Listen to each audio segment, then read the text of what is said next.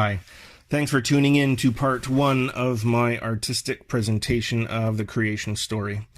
I'm going to be reading the creation account from Genesis chapter 1 in the Common English Bible, and you can follow along with a visual of me rebuilding a cube. When God began to create the heavens and the earth was without shape or form. It was dark over the deep sea, and God's wind swept over the waters. God said, "Let there be light." And so light appeared. God saw how good the light was. God separated the light from the darkness. God named the light day and the darkness night. There was evening and there was morning, the first day.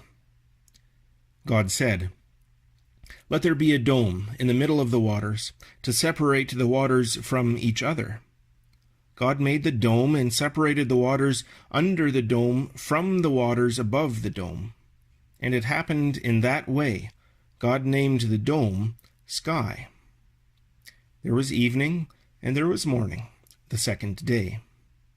God said, "Let the waters under the sky come together into one place, so that the dry land can appear." And that's what happened. God named the dry land earth, and he named the gathered water seas. God saw how good it was. God said, "Let the earth grow plant life, plants yielding seeds, and fruit trees bearing fruit with seeds inside it, each according to its kind, throughout the earth." And that's what happened. The earth produced plant life, plants yielding seeds, each according to its kind, and trees bearing fruit with seeds inside it, each according to its kind. God saw how good it was. There was evening and there was morning, the third day. God said, "Let there be lights in the dome of the sky to separate the day from the night. They will mark events, sacred seasons, days, and years. They will be lights in the dome of the sky to shine on the earth." And that's what happened. God made the stars, and the two great lights, the larger light to rule over the day, and the smaller light to rule over the night. God put them in the dome of the sky to shine on the earth, to rule over the day and over the night, and to separate the light from the darkness. God saw how good it was. There was evening and there was morning, the fourth day. God said, "Let the waters swarm with living things, and let birds fly above the earth up in the dome of the sky." God created the great sea animals and all of the tiny living things that swarm in the waters, each according to its kind, and all of the winged birds, each according to its kind. God saw how good it was. Then God blessed them. "Be fertile and multiply, and fill the waters in the seas, and let the birds multiply on the earth." There was evening, and there was morning, the fifth day. God said, "Let the earth produce every kind of living thing, livestock, crawling things, and wildlife."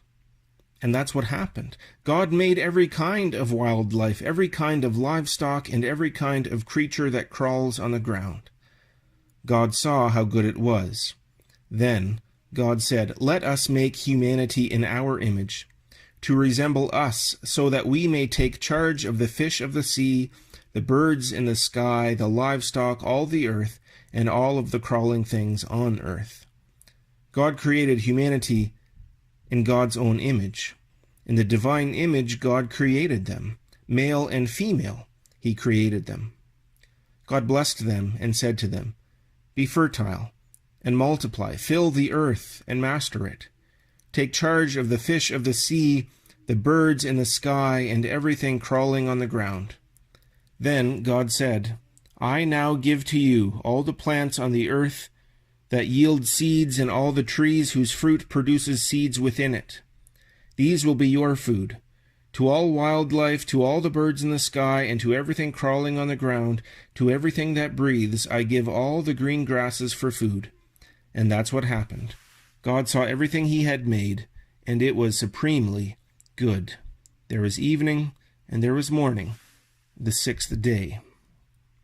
The heavens and the earth and all who live in them were completed.